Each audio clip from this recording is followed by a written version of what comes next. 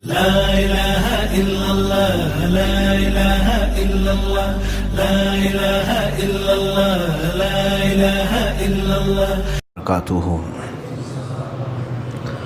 الحمد لله الحنان المنان الذي خلق الإنسان وعلمه البيان والصلاة والسلام على رسوله سيد الإنس والجان وعلى آله وأصحابه ذوي الخير والإحسان أما بعد فأعوذ بالله من الشيطان الرجيم بسم الله الرحمن الرحيم يا أيها الذين آمنوا لا تقدموا بين يدي الله ورسوله واتقوا الله إن الله سميع عليم يا أيها الذين آمنوا لا ترفعوا أصواتكم فوق صوت النبي ولا تجهروا له بالقول كجهر بعضكم لبعض أن تحبط أعمالكم وأنتم لا تشعرون صدق الله مولانا العظيم. بارگاہ رسالت معاب صلی اللہ تعالیٰ علیہ وسلم میں درود پاک کا ہدیہ پیش کریں.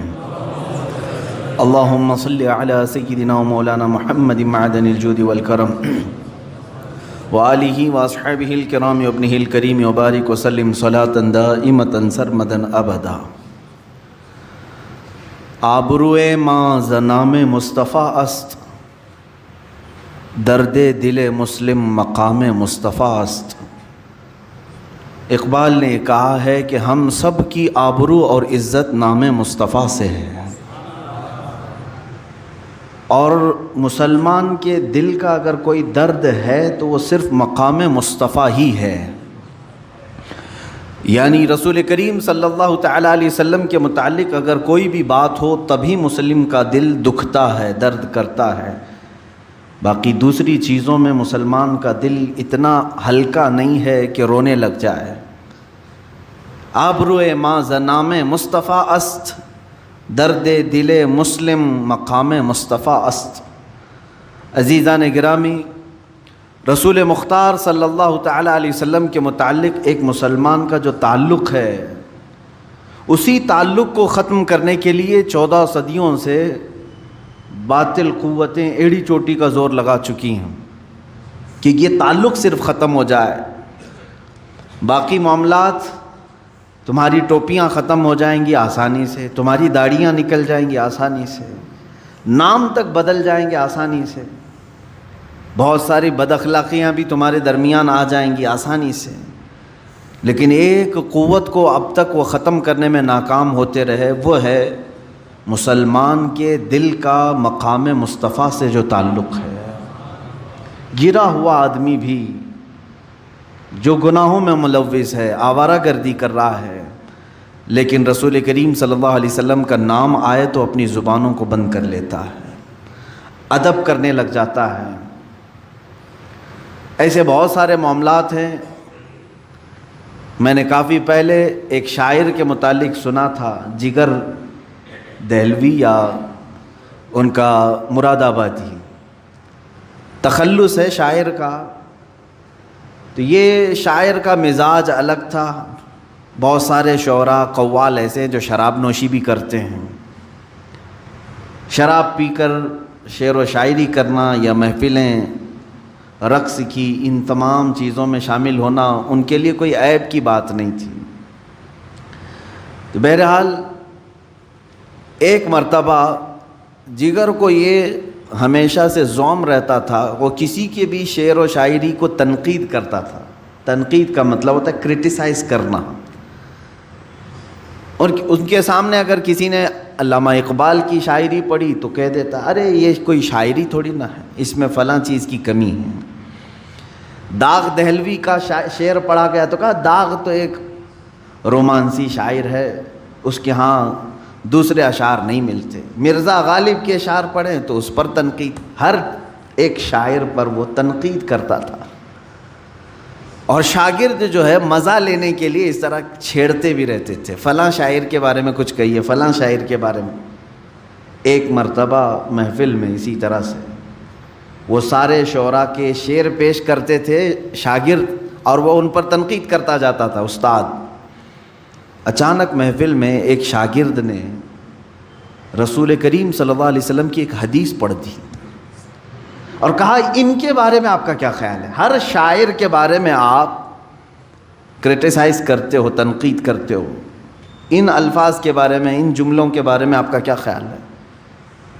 شراب نوشی میں ملوث رہنے والا بھی شاعر تڑپ کر کے اٹھ بیٹھا، فوراً محفل کو برخاست کر دیا، ان تمام شاگردوں پر پابندی لگا دی کہ کوئی آئندہ میرے سامنے کسی بھی شاعر کا سوال نہ لائے، اور رونے لگ گیا کہ شاید میرے نشے کی وجہ سے آج یہ نوبت آئی کہ میرے سامنے تنقید کرنے کے لیے حضور کو بھی پیش کر دیا کسی نے، کیا میں اتنا گر گیا کہ نبی کونین صلی اللہ علیہ وسلم کی بھی باتیں تنقید کے لیے پیش کی جائیں؟ اتنا رویا، اتنا رویا۔ بعد میں اخبار یہ ملتی ہیں کہ زندگی بھر کبھی شراب نوشی یا پھر کسی دوسرے لہو و لعب کی طرف اس نے ہاتھ تک نہیں لگایا، اسی ایک غم میں پھر پوری زندگی گزاری اور انتقال ہو گیا۔ میں کہنا یہ چاہتا ہوں میرے عزیزو، مسلمان کا تعلق جو مصطفیٰ کریم صلی اللہ علیہ وسلم سے ہے، چاہے وہ گرا ہوا ہی کیوں نہ ہو، اخلاقی پستی میں کیوں نہ ہو، لیکن نام مصطفیٰ آتے ہی وہ ادب کا مظاہرہ کرتا ہے۔ ہمارا خود کا معمول یہ ہے کہ ہم جس حالت میں بھی ہیں، میرے آقا کا نام آئے تو ہم اپنے لبوں کو سے اپنے انگوٹھوں کو چومتے ہیں اور پھر آنکھوں سے لگا لیتے ہیں۔ یہ ادب کا ایک مظاہرہ ہے۔ قرآن کی وہی آیت میں آپ کے سامنے تلاوت کر رہا ہوں۔ اللہ رب العزت نے سورہ حجرات کو یہیں سے شروع فرمایا۔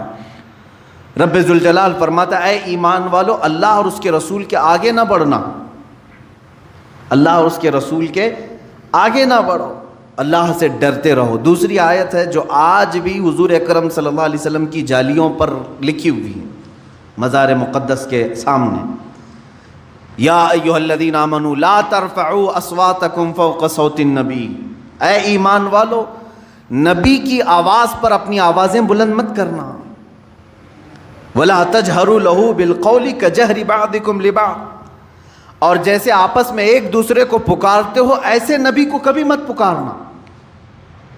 تم کسی کو بھی پکارتے ہو، اے احمد، اے عبداللہ، اس طرح کبھی یا محمد نہ کہو، حضور کا نام لے کر کے اس طرح آپس میں جیسے دوسروں کو پکارتے ہو اسے نہ کرو، بلکہ حکم دیا گیا کہ جب بھی پکاریں تو یا رسول اللہ کہیں، یا حبیب اللہ کہیں، یا نبی اللہ کہیں، ان کے القابات سے پکارو، نام لے کر کے پکارنے کو منع کیا گیا۔ یہ بارگاہ رسالت مآب صلی اللہ علیہ وسلم کا ادب کوئی اور نہیں، خود خدائے قدیر و جبار سکھا رہا ہے۔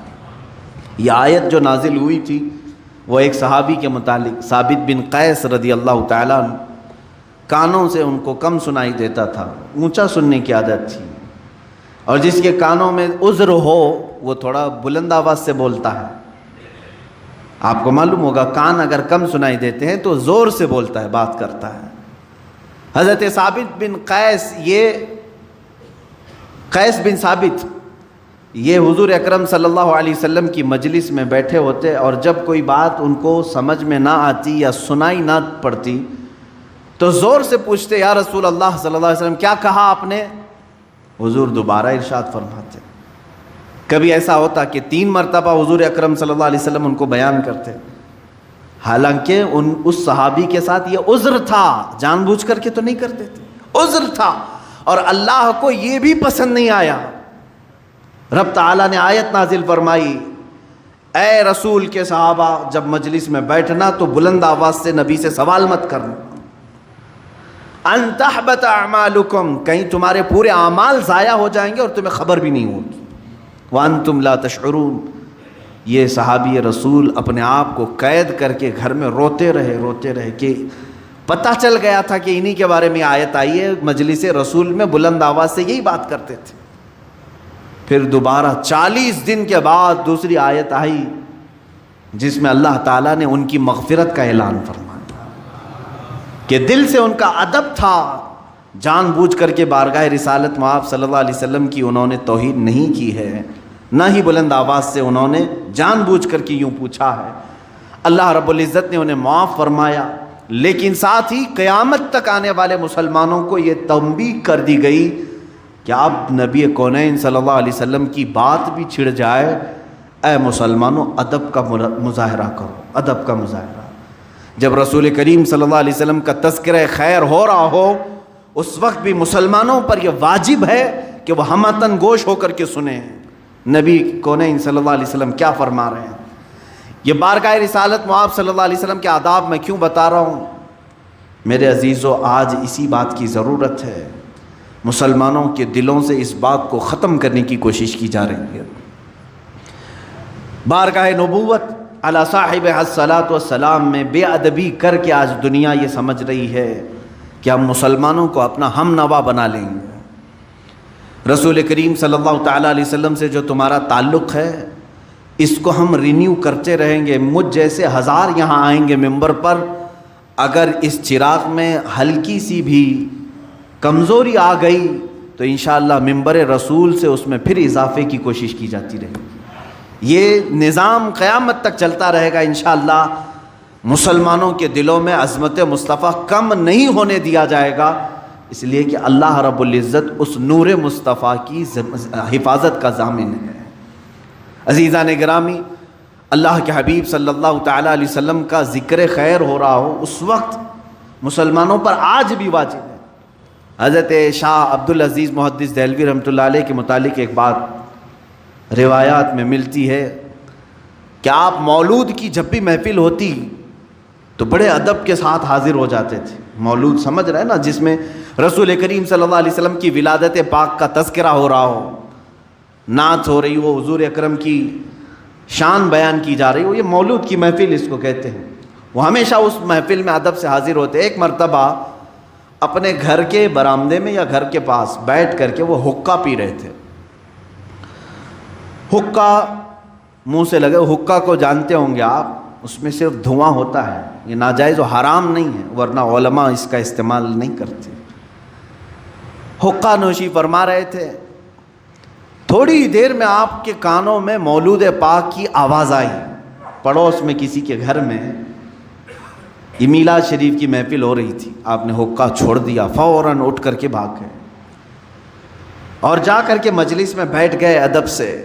اور جب رسول کریم صلی اللہ علیہ وسلم کی اس میلاد کی محفل میں بیٹھتے تو آپ پر رقت طاری ہو جاتی تھی، آپ کی آنکھیں بند اور وجد میں آئے۔ تھوڑی ہی دیر میں آپ نے دیکھا رسول کریم صلی اللہ تعالیٰ علیہ وسلم کو مجلس پاک ہوں، لیکن اس حال میں کہ حضور صلی اللہ علیہ وسلم غضبناک ہیں، چہرے پر غصے کے آثار ہیں، چہرہ سرخ ہے۔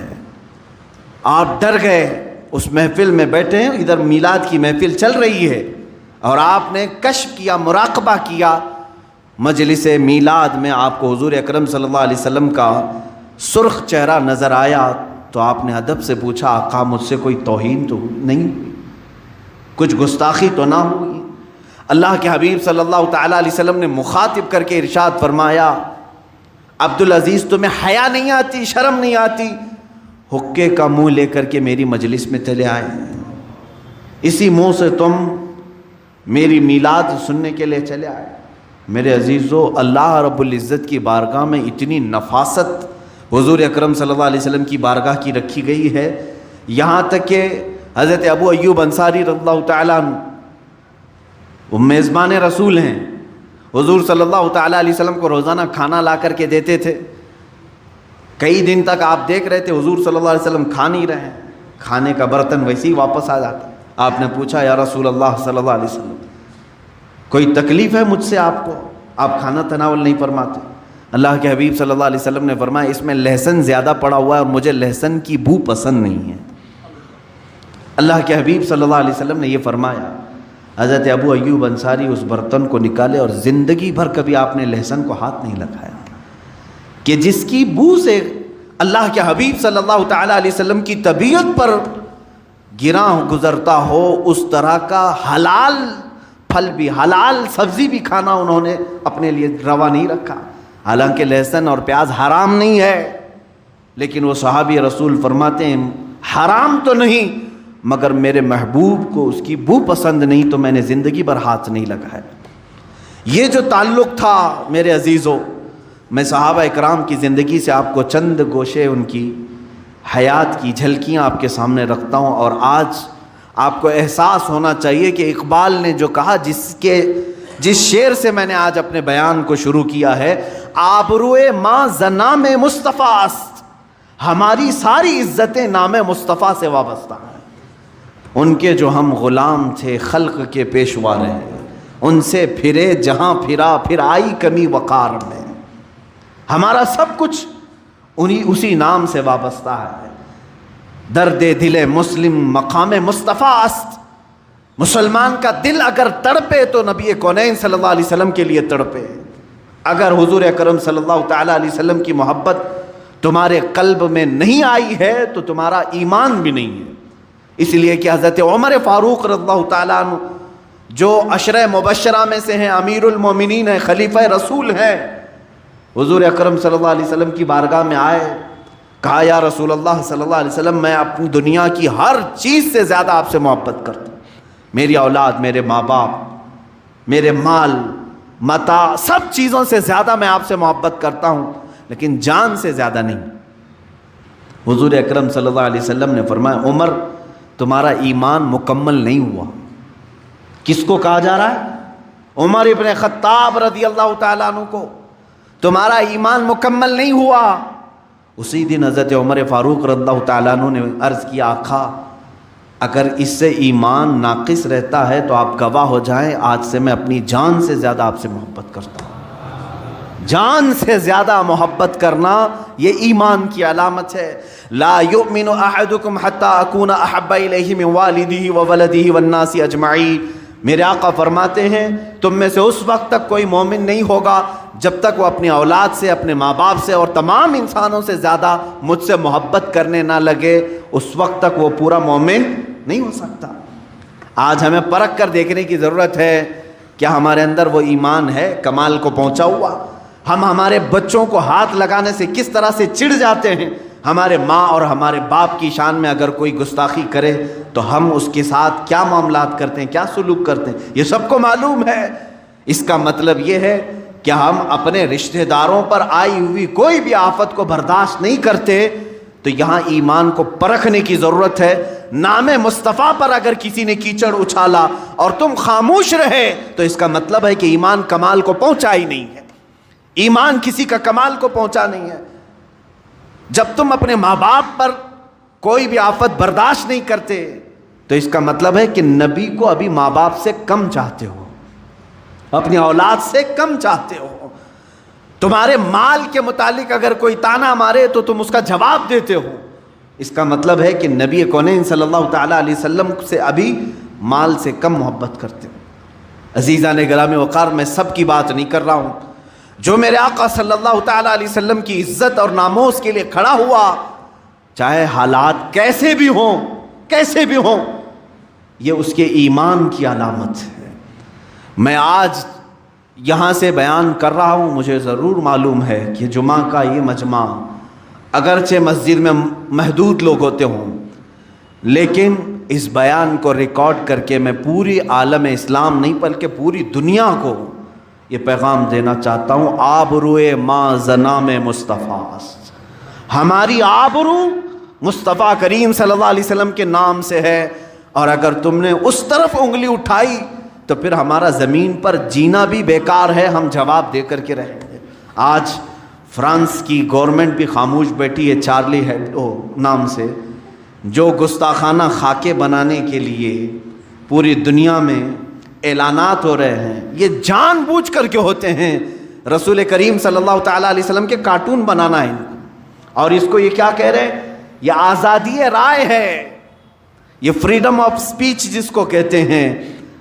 ہر ایک کو آزادی ہے، کسی کے بھی آزادی، تم آپس میں ایک دوسرے کے حلیے بناؤ، اللہ اور اس کے رسول کو اپنی آزادی کا نشانہ ہرگز نہ بناؤ، یہاں کوئی آزادی نہیں ہے۔ اس لیے کہ صحابہ کرام ایک مرتبہ مذاق کر رہے تھے، آپس میں مذاق کر رہے تھے کسی آیت کو لے کر کے، اللہ تعالیٰ نے فوراً قرآن میں آیت نازل فرمائی، اللہ اکبر، سنیں گے آپ، حیرت ہوگی آپ کو۔ صحابہ کرام مذاق میں آپس میں قرآن کی ایک آیت کو لے کر کے بات کر رہے تھے، اللہ نے آیت نازل فرمائی، قد کفرتم بعد ایمانکم، تم کافر ہو چکے ہو ایمان لانے کے بعد، کافر ہو چکے ہو۔ لا تعتذروا قد کفرتم بعد ایمانکم، اللہ نے جلال میں فرمایا اب بہانہ مت کرو، تم کافر ہو گئے ایمان لانے کے بعد۔ اللہ کے حبیب صلی اللہ تعالیٰ علیہ وسلم کو یہ آیت آئی، اللہ فرماتا ہے قل اب اللہ وآیاتہ ورسولہ کنتم تستہزئون، ان سے پوچھیں اے رسول کیا وہ اللہ کے ساتھ اور اس کے رسول کے ساتھ اور اللہ کی آیتوں کے ساتھ مذاق کرتے ہیں؟ ان سے کہہ دیں کہ وہ کافر ہو چکے ہیں۔ جب اس زمانے میں یہ آیت نازل ہوئی ہے تو میرے عزیزوں اس معاملے کو ہلکا نہ سمجھ لیں۔ اس وقت بھی کہا جا سکتا تھا نا فریڈم آف سپیچ ہے، مذاق کرنے کا اختیار ہے ہر ایک کو، لیکن میرے عزیزوں مذاق کا تخت کبھی بھی نبی کونین کی ذات اور اللہ رب العزت کی ذات ہم بننے نہیں دیں گے، پوری دنیا میں کہیں پر بھی ہو۔ آج افسوس اس بات کا ہے کہ پوری دنیا میں تقریباً 57 کنٹریز بنام مسلمان ہیں، 57 ملک ہیں، ان میں سے اکا دکا کہیں سے آواز آتی ہوگی، ورنہ سارے یہودیوں کے ایجنٹ بیٹھے ہوئے ہیں جن کے منہ میں انہوں نے اپنی زبان رکھ دی ہے اور کوئی کہیں سے آواز نہیں کرتا۔ سعودی جو مکمل یہودی بنا جا رہا ہے، یو اے ای، آل نہیان جہاں حکومت کر رہے ہیں اسرائیل کے پٹھو ہیں، یہ تمام وہ کنٹریز ہیں جو جبے کبے بھی پہنتے ہیں، سروں پر رومال بھی رکھتے ہیں اور پوری دنیا کو مسلمان ہونے کا اعلان بھی کرتے ہیں، اپنے آپ کو ٹھیکیدار سمجھتے ہیں۔ ارے یہ خانہ کعبہ کے خادم اپنے آپ کو کہتے ہیں۔ رسول مختار صلی اللہ تعالیٰ علیہ وسلم کی شان میں نازیبا کلمات بکے جا رہے ہیں، ان میں سے کسی ایک کو بھی بولنے کی ہمت نہیں۔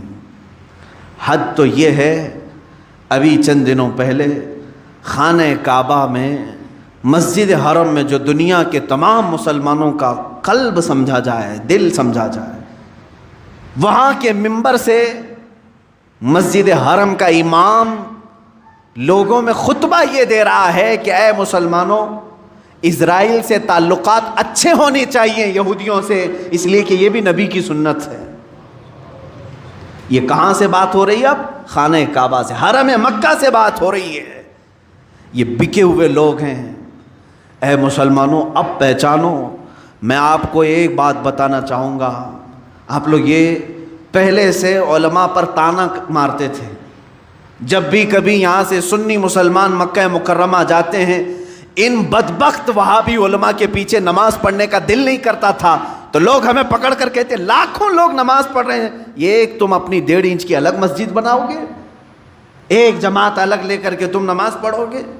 تمہیں ابھی ان کے کرتوت نہیں معلوم، ان کے کارنامے نہیں معلوم۔ میرے عزیزوں یہ وہی ائمہ حرم ہیں جہاں پر یہ مسجد حرم میں امامت کرنے والے اماموں میں سے ایک امام نے پی ایچ ڈی کی ہے اس بات پر کہ رسول اللہ کے ماں باپ جہنم میں ہیں۔ ان کی پی ایچ ڈی ہوئی ہے اس بات پر، یہ تھیسس لکھ رہے ہیں اس بات پر۔ معاذ اللہ رب العالمین، آج پوری دنیا دیکھ رہی ہے اور سن رہی ہے۔ اگر عربی نہیں آتی تو ٹرانسلیشن سن کر کے دیکھو، مسجد حرم سے خطبہ دینے والا امام پورے مسلمانوں کو خطبہ دیتا ہے۔ یہ نہیں کہ مسجد حرم کے صرف مسلمانوں کو، پوری دنیا میں یہ لائیو سنا جاتا ہے اور پہنچایا جاتا ہے، اور وہاں سے یہ تنبیہ کی جا رہی ہے کہ اسرائیل سے تعلقات استوار ہونا چاہیے۔ یہ بولی کس کی؟ جو تخت پر بیٹھا ہوا ظالم نمرود ہے، اس نے جیسا کہا ویسے ہی امام بولنا پڑتا ہے۔ مسجد نبوی کا امام بھی وہی بولے گا، مسجد حرم کا امام بھی وہی بولے گا، اور جو بادشاہ کے خلاف جائے گا وہ جیل میں جائے گا۔ کئی علماء کو انہوں نے جیل میں ڈالا بھی ہے۔ ہو بہو یہی حال امارات میں ہے، مصر میں ہے اور بحرین میں ہے۔ یہ سب وہ کنٹریز کے نام میں لے رہا ہوں جن کو بنام مسلم سمجھتے ہیں۔ ایک بات یاد رکھ لینا، ہزاروں نہیں، لاکھوں نہیں، کروڑوں کی بھی بھیڑ ان کے ساتھ ہو، کبھی بھیڑ سے امپریس نہ ہونا، اس لیے کہ حق کی علامت بھیڑ نہیں ہے، حق کی علامت محبت مصطفیٰ ہے، حق کی علامت ناموس رسالت ہے۔ وہ چاہے ایک کے ساتھ ہو وہی حق پر ہے، لاکھوں اگر بھیڑ کہیں اور ہو۔ اس لیے کہ میرے آقا صلی اللہ علیہ وسلم نے فرمایا قیامت کے دن تم دیکھو گے کچھ نبی، صحابی کی بات نہیں اور ولی کی بھی بات نہیں، عالم کی بھی بات نہیں کر رہا ہوں، نبی کی بات میرے آقا فرمانے، کئی نبی ایسے ہوں گے قیامت کے دن جو صرف ایک ہی امتی کے ساتھ آئیں گے، ان کا کل ملا کر کے ان کی زندگی میں ایک امتی بنا ہے. کسی کے ساتھ 2 امتی ہوں گے, کسی کے ساتھ 4 امتی ہوں گے. انبیاء کرام, نبی اس حال میں قیامت کے دن آئیں گے, ان کا ایک ماننے والا, کسی کے 2 ماننے والے. تو کیا یہ کہو گے کہ نبیوں کا ایک ہی ماننے والا ہے تو بھیڑ تو دوسری طرف تھی, بھیڑ دوسری طرف تھی. میرے عزیزو, یہ بھیڑ کو کبھی بھی معیار نہیں بنایا گیا, کسوٹی نہیں بنایا گیا اسلام میں. ورنہ بھیڑ کو کاؤنٹ کرنے جائیں تو جے جے کرنے والی پارٹیاں ہر میدان میں بھیڑ جمع کرتی ہیں, تو لوگ یہی سمجھنے لگ جائیں گے کہ میدان میں بھیڑ زیادہ ہے تو یہی حق پر ہوں گے. بھیڑ جمع کرنا حق ہونے کی علامت نہیں. حق ہونے کی علامت دل میں ناموس رسالت کا اور محبت مصطفیٰ کریم صلی اللہ تعالیٰ علیہ وسلم کا چراغ روشن ہونا ضروری ہے. اور میں آپ کو بتاتا ہوں, جن خبثائے زمانہ کی بات میں نے آج آپ کے سامنے کی ہے, یہ مردود زمانہ ہے, نمرود زمانہ ہے, جو تخت پر بیٹھے ہوئے ہیں. پوری دنیا میں میرے آقا صلی اللہ تعالیٰ علیہ وسلم کے ناموس کے ساتھ کھلواڑ کیا جا رہا ہے. ارے اس وقت کو یاد کرو جب ترکی میں صرف سلطنت عثمانیہ تھی, خلافت عثمانیہ تھی. ایک خلیفہ تھا عبد الحمید ثانی, ایک خلیفہ تھا. دوسرے بادشاہوں کی بات نہیں کر رہا ہوں. فرانس نے اس وقت بھی میرے آقا صلی اللہ تعالیٰ علیہ وسلم کی شان میں ایک گستاخانہ کتاب شائع کرنے یا فلم بنانے کا اعلان کیا تھا, فلم بنانے کا اعلان کیا تھا. تنہا خلیفہ عبد الحمید ثانی نے اعلان کیا تھا مسلم امہ کے لیے کہ اگر فرانس نے یہ فلم بنانے کی کوشش کی تو پھر ہم اس کو منہ توڑ جواب دیں گے, ہم اپنے تمام سفارتی تعلقات ختم کریں گے. اور اسی اثنا میں صرف ایک اعلان پر تمام فوجی اپنی پریڈ میں شامل ہو چکے تھے. فرانس اس چیز سے اتنا گھبرایا کہ 100 سال ہو گئے آج تک وہ فلم کی طرف دوبارہ نہیں گیا. تنہا ایک خلیفہ تھا. یہ 100 سال پہلے کی بات کر رہا ہوں. آج 57 ملکوں میں یہ تخت پر بیٹھے ہوئے ہیں نامرد قسم کے بادشاہ, جن کے زبانوں میں ان یہودیوں نے اپنی زبان رکھ دی ہے, اپنی بولی رکھ دی ہے. حیرت کی بات ہے, اتنے سالوں سے جو فلسطین کے نادان بچوں کو قتل کرنے والا اسرائیل, یہودیوں کا مرکز, بیت المقدس کو ہمیشہ کے لیے فنا کرنے کے خواب دیکھنے والا اسرائیل, جس کو آج تک مسلم کنٹریز نے قبول نہیں کیا تھا. یہ 1948 میں آ کر انہوں نے ملک بنانے کا اعلان کر دیا, زبردستی قبضہ کر کے فلسطینیوں پر, اور تقریباً پورا فلسطین قبضہ کر لیا. تقریباً اب چھوٹے چھوٹے شہر باقی رہ گئے فلسطینیوں کے. انہوں نے اپنی کنٹری کا اعلان کیا کہ ہماری خود کی یہ کنٹری ہے, اس کا نام اسرائیل رکھا 1948 سے, 1948 سے. اور آج 2020 میں پہنچ کر ان کا حال یہ ہو گیا کہ انہوں نے اپنے پرانے وعدے ساری چیزیں توڑ کر کے بیت المقدس جہاں ہے وہاں اپنا کیپٹل بنانے کا اعلان کیا.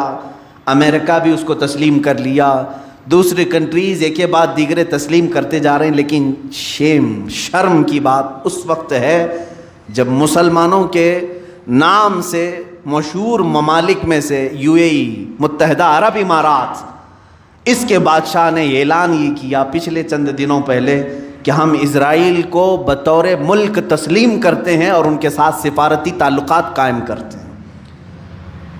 دبئی نے تعلقات قائم کیے. سعودی عرب, جس کو میرے آقا صلی اللہ علیہ وسلم نے جزیرۃ العرب فرمایا ہے, سعودی انہوں نے نام رکھا ہے. اللہ کے نبی صلی اللہ علیہ وسلم نے فرمایا اخرج الیہود والنصارى من جزیرۃ العرب, جزیرۃ العرب سے یہود و نصارہ کو پاک کرو. حضور اکرم صلی اللہ علیہ وسلم نے جو ہے فرمایا. آج تک عرب شریف تھا. سعودی نے UAE کی حمایت کرتے ہوئے اسرائیل کے پلین اور اس کے تمام ہوائی راستوں کو اپنے ملک کے اوپر سے جانے کی پرمیشن بھی تھی. در پردہ یہ تمام چیزیں ایک ہی ملک کے لیے ہو رہی ہیں, وہ اسرائیل کے لیے. مجھے معلوم ہے میں یہ سخت جملے آج بول رہا ہوں, یہ میرا حق ہے, اور بطور مسلمان یہ میرا حق ہے, میں اپنا احتجاج درج کرا رہا ہوں. آج اگر کسی نے کہیں پر بھی ہولوکاسٹ کا ذکر کیا تو اسے مار دیتے ہیں یہودی. ہولوکاسٹ کا ذکر کر دیا اگر کسی نے, اسے کہیں نہ کہیں پکڑ کر کے مار دیتے ہیں یا اس پر کیس کرتے ہیں. پورے ورلڈ میں کہیں پر بھی ہولوکاسٹ کا ذکر کرنے والوں کو چھوڑتے نہیں ہیں. قانونی چارہ جوئی کی جاتی ہے یا تو اسے ختم کر دیا جاتا ہے. کیوں؟ ہولوکاسٹ میں یہودیوں کی بدنامی ہے، ان کی رسوائی ہوتی ہے، ان کی ذلت ہوتی ہے. میرے عزیزو، ایک مٹھی بھر جماعت ہولوکاسٹ کا نام برداشت نہیں کرتی، اور پوری دنیا میں 1 ارب سے زیادہ مسلمان اپنے نبی کی شان میں گستاخی کیوں برداشت کر کے بیٹھے ہوئے؟ خاموش تماشائی کیوں ہیں؟ کہیں ایسا تو نہیں کہ جس کو اقبال نے بہت پہلے کہا تھا کہ عرب کو دے کر عجم کے تخیلات، اسلام کو حجاز و یمن سے نکال دو، یہ فاقہ کش موت سے ڈرتا نہیں ذرا، روح محمدی اس کے بدن سے نکال دو. ان لوگوں نے یہی کہا تھا کہ یہ بھوکا رہتا ہے، پیاسا رہتا ہے مسلمان، اور موت سے بالکل ڈرتا نہیں. آخر اس کے اندر خوف لانا ہے تو روح محمدی اس کے جسم سے دور کر دو. جو میرے آقا صلی اللہ علیہ وسلم کے لیے اس کا دل تڑپتا ہے، اس کو مرجھا کر دو، مرجھا دو، مار دو. اس قلب کو آج مارنے کے لیے پوری دنیا الگ الگ انداز میں اٹھتی ہے، سوشل میڈیا کے ذریعے، فلمی دنیا کے ذریعے. عزیزان گرامی، بارگاہ مصطفیٰ صلی اللہ تعالیٰ علیہ وسلم کے آداب میں 2 چند باتیں عرض کر دوں. آج ہمارا حال کیا ہے کہ ہم کس طرح کی چیزیں برداشت کریں. صحابہ کی قوت اور طاقت کس وجہ سے تھی جانتے ہیں؟ صلح حدیبیہ کے موقع پر کسرا جو ایران کا سپر پاور تھا، وہاں سے ایک شخص بھیجا گیا قاصد بنا کر کے، دیکھو محمد صلی اللہ علیہ وسلم نے کتنی طاقت جمع کر لی ہے، کتنے ان کے پاس فوجی ہیں، سامان جنگ کتنا ہے. کیونکہ یہ بڑے بڑے بادشاہوں سے لڑنے کے چیلنج دیتے جا رہے ہیں، ملک کا ملک فتح کرتے جا رہے ہیں، ان کے پاس طاقت کیا ہے وہ دیکھو. عروہ بن مسعود ثقفی ایک شخص آیا صلح حدیبیہ کے موقع پر. حضور پاک صلی اللہ تعالیٰ علیہ وسلم کو اس وقت مکہ والوں نے عمرہ کرنے کے لیے روک دیا تھا، نہیں جانے دے رہے تھے. 1400 صحابہ تھے صرف. ایران کی سپر پاور، قیصر ملک روم کا سپر پاور، یہ لوگ قاصد بنا کر کے بھیجیں، دیکھ کر کے آؤ محمد ہماری سلطنتوں کو ہلانے کی بات کرتے ہیں، کون سی طاقت جمع کی ہے. یہ شخص آیا، دیکھا. اب اس کی زبان سے سنو. عروہ بن مسعود ثقفی یہ کہتا ہے، یہ حدیث پاک میں بھی موجود ہے کہ اس نے دیکھا کہ یہاں پر انہوں نے کون سی طاقت جمع کی. وہ باہر واپس آ کر کے رپورٹنگ کرتا ہے اپنے بادشاہوں کو، کہتا ہے میں نے دیکھا ایک ایسی فوج محمد کے پاس ہے صلی اللہ علیہ وسلم کہ جب وہ بولتے ہیں تو یہ سارے کان کھڑے کر دیتے ہیں، جب وہ کسی بات کا حکم کرتے ہیں تو دوڑ پڑتے ہیں، اور جب وہ وضو کے لیے جاتے ہیں تو مجال ہے کہ ان کی کلی کا ایک قطرہ بھی زمین پر گرے، سب اپنے ہاتھوں میں لیتے ہیں. صحابہ کا یہ ماحول دیکھ کر کے اس نے بتایا. اللہ کے نبی صلی اللہ علیہ وسلم کے متعلق وہ کہہ رہا ہے، قاصد میں دور سے دیکھتا رہا محمد صلی اللہ علیہ وسلم وضو کے لیے کلی کر رہے ہیں، اور صحابہ اپنے ہاتھ پھیلائے، اپنے دامن پھیلائے ہیں. وہ کلی کا پانی ان کے ہاتھوں میں آتا، دامن میں آتا، اور سب اپنے چہروں پر لگا لیتے تھے، ایک قطرہ بھی زمین پر گرنے نہیں دیتے تھے. اور وہ واپس آ کر کے کسرا سے کہا، میں نے بڑے بڑے بادشاہوں کے ہاں فوج کو بھی دیکھا ہے، لیکن ایسی دیوانگی کسی کے ہاں نہیں دیکھی. پوچھا انہوں نے کہ کیا طاقت جمع کی ہے؟ انہوں نے کہا چھوڑو ان سے لڑنے کی بات ختم کرو، محمد صلی اللہ علیہ وسلم کو وہ تمہارے حوالے کبھی نہیں کریں گے. کہا کیوں نہیں کریں گے؟ ارے میاں وہ ان کی کلی کا قطرہ زمین پر گرنے نہیں دیتے، ان کے خون کا قطرہ کہاں سے گرنے دیں گے؟ وہ صحابہ ہیں جو رسول کریم صلی اللہ تعالیٰ علیہ وسلم کے زبان پاک سے نکلے ہوئے قطرے بھی زمین پر نہیں گرنے دیتے تھے. تب اللہ رب العزت نے ان کی شان میں قرآن میں آیتیں نازل فرمائی، اور وہ نہتے ہوتے تھے، پیروں میں چپل نہیں ہے، ہاتھوں میں تلوار نہیں ہے. غیبی طاقت ایسی ہوتی کہ وہ لکڑی ہاتھ میں لے لے تو وہی تلوار بن جائے، گھوڑے اگر سمندر میں دوڑائیں تو خشک راستہ بن جائے، اگر وہ درندوں کے پاس آئیں تو وہ درندے ان کے فرما بردار بن جائیں. یہ ساری طاقت و قوت خدا کی طرف سے غیب سے انہیں ملی ہوئی تھی، صرف اس لیے کہ ان کا یہی قول تھا جس کو اقبال نے کہا ہے، آبروئے ماں نام مصطفیٰ. ان کا یہ نعرہ تھا، ہماری کل آبرو نام مصطفیٰ سے ہے. وہ جیتے مرتے تھے صرف رسول کریم صلی اللہ تعالیٰ علیہ وسلم کی عزت کی خاطر. عزیزان گرامی وقار، صلح حدیبیہ کا موقع، جنگ احد کی بات دیکھ لیں، اللہ کے نبی صلی اللہ تعالیٰ علیہ وسلم کے دفاع میں ایک صحابی کھڑے ہیں، اس وقت جنگ کا پانسا پلٹ گیا تھا، کفار مکہ بھاری پڑ گئے تھے، جیتی ہوئی جنگ شکست میں آ گئی تھی، بڑے سخت حالات تھے احد کے میدان میں، اور مسلسل تیر حضور کی طرف برسا رہے تھے، کفار نشانہ کر رہے تھے۔ ایک صحابی کھڑے ہیں حضور کے ڈیفنس میں، ان کے جسم پر 80 تیر چبھے ہوئے تھے، لیکن مجال ہے کہ وہ ہٹیں حضور کے سامنے سے، ہر تیر جسم پر آتا رہا، یہاں تک کہ ایک تیر سیدھے ان کی آنکھ میں گھس گیا اور ان کی آنکھ کا پتلا باہر آ گیا، اور وہ اسی طرح سے اپنے ہتھیلی میں آنکھ کا پتلا لے کر کھڑے ہیں، لیکن مجال ہے کہ وہاں سے ٹس سے مس ہوں، اس لیے کہ انہوں نے اپنی زندگی کو وقف کیا تھا، میں دفاع رسول کے لیے ہوں، ناموس رسالت کے پہرے کے لیے ہوں، تبھی تو اللہ تعالیٰ نے ان کو غیبی قوت عطا کی تھی۔ اس کے باوجود اللہ کے حبیب صلی اللہ تعالیٰ علیہ وسلم کے چہرے اقدس پر ایک ظالم کافر نے لوہے کی ٹوپی سے مار دیا، لوہے کی ٹوپی ہوتی تھی جو جنگوں میں پہنی جاتی تھی، وہ پھینکا، رسول کریم صلی اللہ علیہ وسلم کے چہرے پاک پر وہ آ کر لگی، اس کے 2 دانت تھے لوہے کے، وہ سیدھے حضور اکرم صلی اللہ تعالیٰ علیہ وسلم کے رخساروں سے، گال میں سے اندر داخل ہو کر کے دانتوں میں چلے گئے، اور وہ لوہے کی خود نکل نہیں رہی تھی، وہ دانت جو تھے وہ نہیں نکل رہی تھی، کاڑیاں جس سے دانت ہل گئے تھے۔ صحابہ کرام بے قرار تھے، جانتے ہیں وہ منظر اگر میں اس کی عکاسی کروں، حدیث کے اوراق پڑھتے پڑھتے میری آنکھیں بھیگ گئی تھی، صحابہ ٹوٹ کر کے میرے آقا کے پاس آئے، صدیق اکبر کہتے ہیں یا رسول اللہ، میں یہ دانت کے یہ کاڑیاں میں نکال دوں گا، یہ کڑیاں میں نکال دوں گا۔ حضرت عمر ہیں، حضرت عثمان ہیں، اور دیگر صحابہ ہیں، وہ لوگ کسی نہ کسی طرح سے یہ رسول کریم صلی اللہ تعالیٰ علیہ وسلم کے رخسار میں چبھے ہوئے ان کڑیوں کو نکالنا چاہتے ہیں۔ کس حالت میں جانتے ہیں؟ کس حالت میں؟ ان صحابہ میں سے ہر ایک کے جسموں پر بڑے بڑے تیر چبھے ہوئے ہیں، وہ تیروں کے ساتھ حضور کے ساتھ کھڑے ہیں، کسی کو اپنے جسم کا تیر نکالنے کی فکر نہیں، رخسار رسول پر لگی ہوئی کڑیاں نکالنے میں وہ بے قرار ہیں۔ اسی اسنا میں صحابی حضرت ابو عبیدہ بن جراح رضی اللہ تعالیٰ حضرت صدیق اکبر کو پیچھے کرتے ہیں، کہتے ہیں ابو بکر آپ پیچھے ہٹ جاؤ، اس لیے کہ یہ جو کڑیاں ہیں یہ نکالنے جائیں گے تو حضور کے 2 دانت تو شہید ہو جائیں گے، حضور کے 2 دانت شہید ہو جائیں گے۔ حضرت ابو بکر صدیق نے کہا تو نکالنا تو ہوگا ورنہ یہ زہر پیدا کر سکتا ہے۔ حضرت ابو عبیدہ بن جراح آئے، اجازت مانگی، یا رسول اللہ صلی اللہ علیہ وسلم مجھے نکالنے کی اجازت ہے۔ کیسے نکالا جانتے ہیں؟ رخساروں میں چبھی ہوئی کڑیوں کو اپنے دانتوں سے پکڑ کر کھینچنے لگے، ہاتھ سے نکال سکتے تھے، دانتوں سے پکڑ کر کھینچنے لگے۔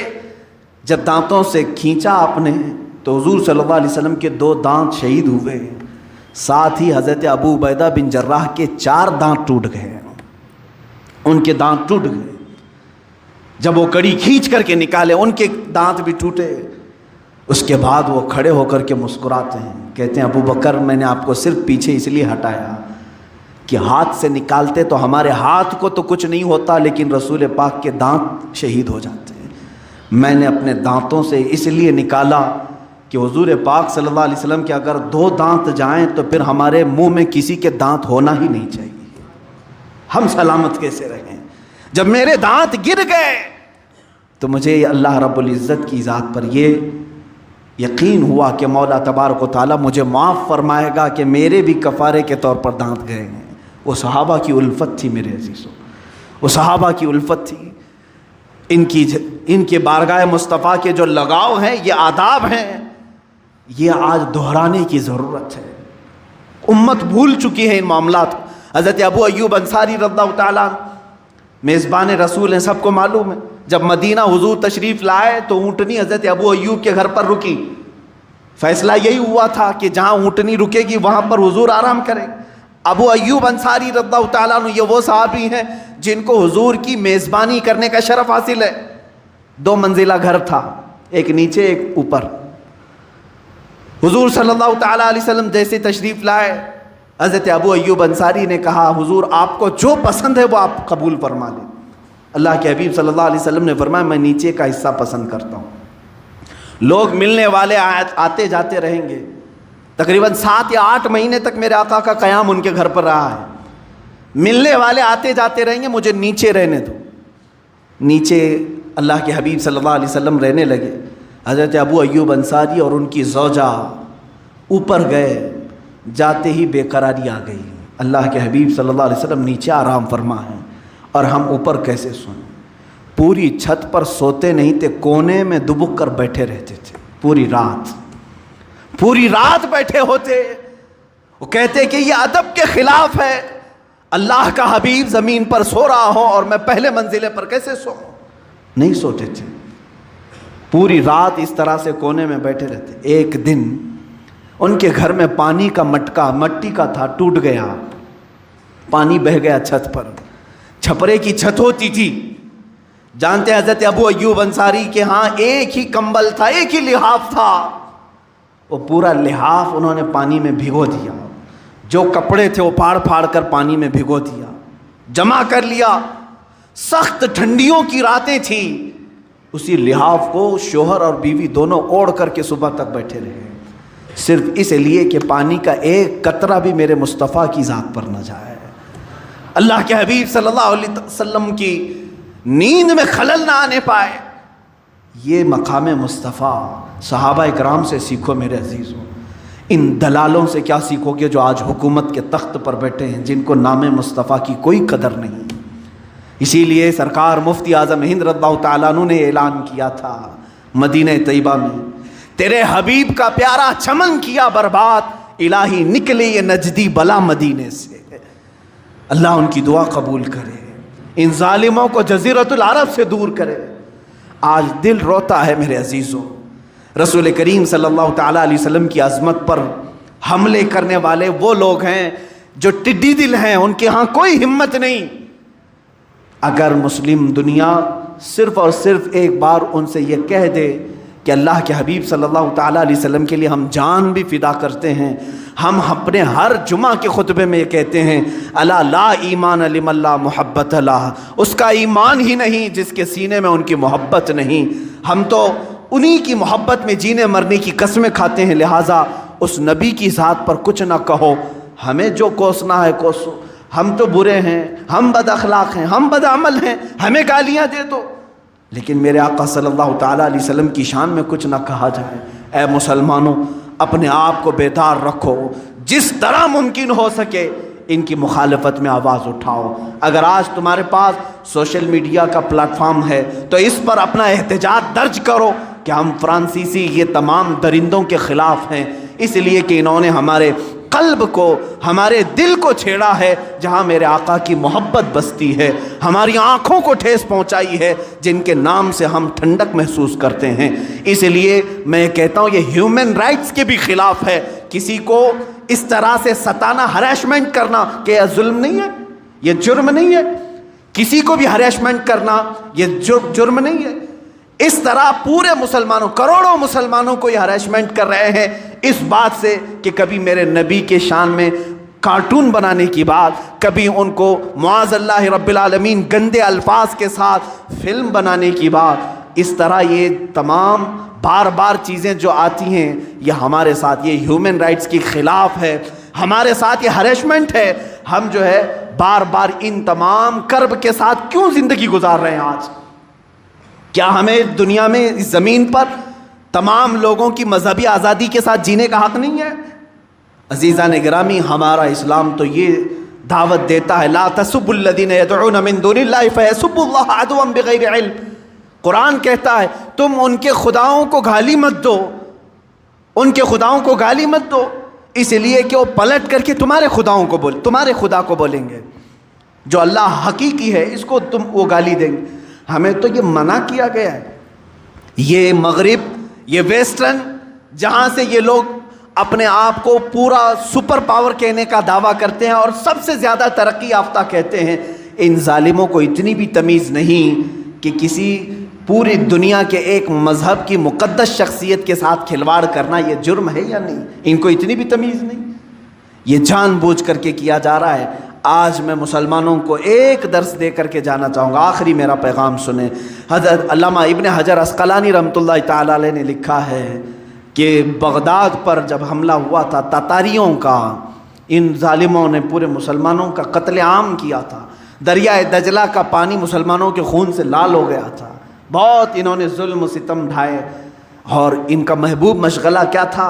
شام کو آتے تھے، کسی عیسائی پادری کو بٹھا کر کے حضور کی شان میں نازیبا کلمات بکنے کے لیے اسے کہا جاتا، پیسے دیے جاتے۔ ایک بار دربار میں علماء کو قید کر کے لائے ہیں، مسلم علماء کو، ان کے ہاتھ پیچھے بندھے ہوئے ہیں، زمین پر لیٹے ہوئے ہیں، اور دربار میں یہ سارے تاتاری اور بادشاہ بھی بیٹھا ہوا ہے۔ ایک عیسائی پادری کو لایا گیا اور کہا گیا کہ تو حضور اکرم صلی اللہ تعالیٰ علیہ وسلم کے بارے میں جتنا ہو سکتا ہے گرا کر کے باتیں کر، ان کے لیے برے برے شعر بول۔ وہ شروع کرتا ہے۔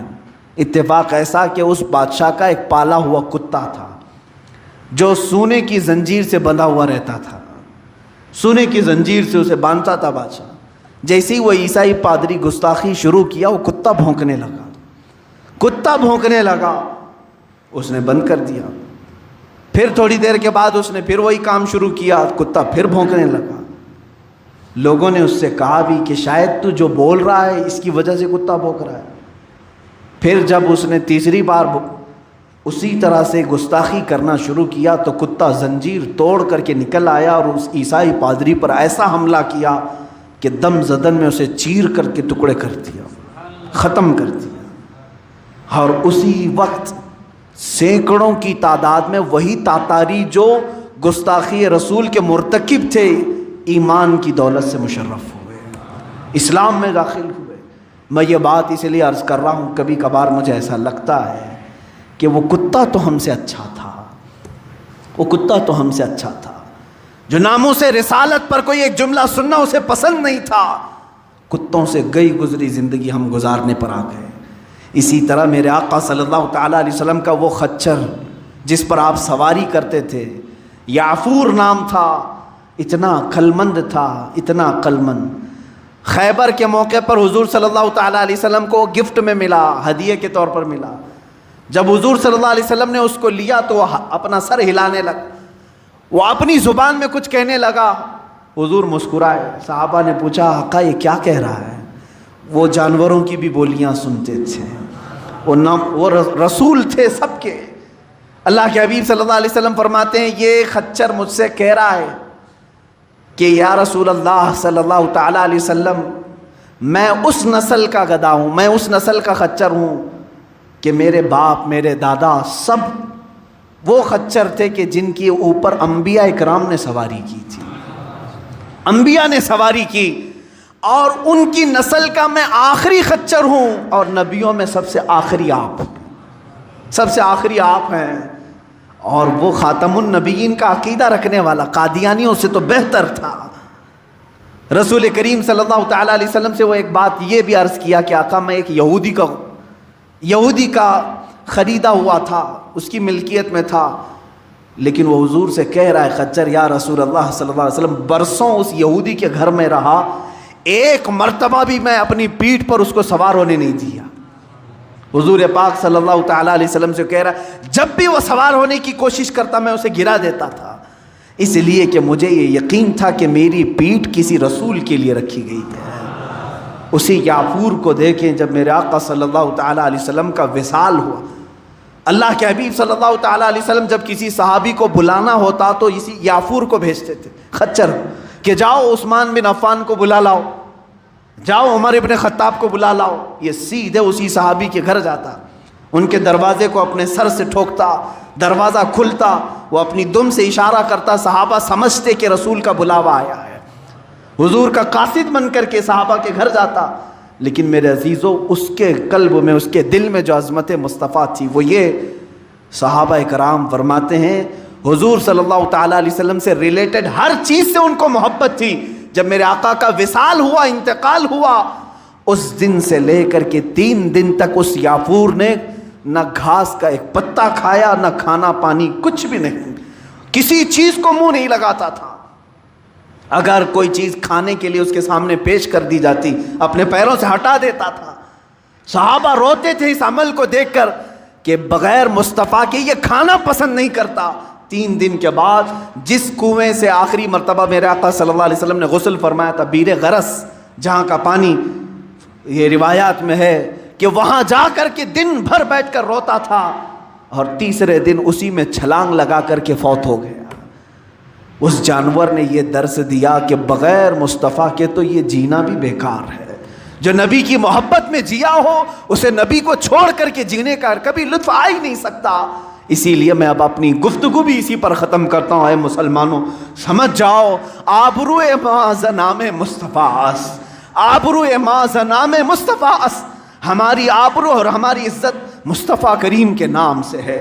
درد دل مسلم مقام مصطفیٰ اس، اگر دل درد کرے تو صرف مصطفیٰ کے لیے کرے۔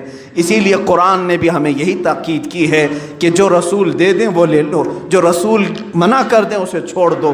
افسوس ہے ہم اللہ کے حبیب صلی اللہ علیہ وسلم کی محبت کے دعوے کرتے ہیں، مجھے شرم آتی ہے اس بات کی کہ جب قبر میں ہمیں بند کر دیا جائے گا اس نبی کونین کے سامنے ہم اپنا چہرہ کیسے کر پائیں گے؟ اگر اللہ کے حبیب صلی اللہ تعالیٰ علیہ وسلم کے سامنے ہو کر ہم سے سوال کر لیا گیا کہ میری عزت پر، میری ناموس پر، میری عزت پر حملے ہوتے تھے اور تو گھر میں بیٹھ کر کے روٹیاں سیکتا تھا، تیرے گھر میں اچھے کھانے پکتے تھے، کبھی تو نے غم کا اظہار بھی نہیں کیا، ہمارے پاس کوئی جواب نہیں ہوگا۔ میں یہاں پر ممبر سے یہ کہوں گا، یا رسول اللہ، یا آقائی و مولائی و ملجائی، ہمیں جتنی طاقت اللہ نے دی ہے ہم یہاں سے ادا کرنے کی کوشش کرتے ہیں۔ سرکار، ہم غلاموں میں طرز ادب کہاں؟ سرکار، ہم کمینوں میں طرز ادب کہاں؟ ہم کو تو بس تمیز یہی بھیک بھر کی ہے، ہم کو تو بس تمیز یہی بھیک بھر کی ہے۔ گندے نکمے کمین، مہنگے ہیں کوڑی کے تین، کون ہمیں پالتا؟ تم پہ کروڑوں درود، بے ہنر و بے تمیز۔ یا رسول اللہ، ابھی وہ امی فدا کا یا رسول اللہ، آج ہم وہ حق ادا نہیں کر سکتے آپ کے دفاع کا، ہم سن کر کے خاموش رہ جاتے ہیں اس لیے کہ طاقت سے بے بس ہے۔ یا رسول اللہ، ہم آپ کی بارگاہ میں دعائی صرف اس بات کی لگاتے ہیں، بے ہنر و بے تمیز کس کو ہوئے ہیں عزیز ایک تمہارے سوا؟ تم پہ کروڑوں درود کر کے تمہارے گناہ مانگے تمہاری پناہ، تم کہو دامن میں آ، تم پہ کروڑوں درود۔ یا رسول اللہ، ابھی وہ امی فدا، ہمارے گناہوں پر، ہمارے خطاؤں پر، ہماری تمام غلط کاریوں پر آپ ہمیں سزا کا اعلان نہ فرمائیں۔ سرکار، صرف رحمت کی آس ہے، صرف رحمت کی آس ہے، صرف رحمت کی آس ہے۔ میرے آقا، ہم گنہگاروں پر آپ رحم فرمائیں، اور اللہ کی بارگاہ میں دعا کرتا ہوں، اے کریم خدا، اس مردود اور ملعون پر تو بے شمار لعنت فرما جو تیرے حبیب پاک کی کردار کشی کرنے کی کوشش کرتا ہے، جو ناموس رسالت پر انگلی اٹھائے۔ اے مولا، تو ہمیشہ کے لیے اس کو عبرت کا نشان بنا دے، رہتی دنیا تک کے لیے اس کو ذلیل و رسوا کر دے۔ اے کریم خدا، تو اپنے تمام تر عذابات اس پر نازل کر جو تیرے حبیب پاک کی گستاخی کا مرتکب ہو۔ مولا، ہماری دعاؤں کو نالین مصطفیٰ کے صدقے قبول فرما۔ وآخر دعوانا ان الحمد للہ رب العالمین۔ السلام علیکم۔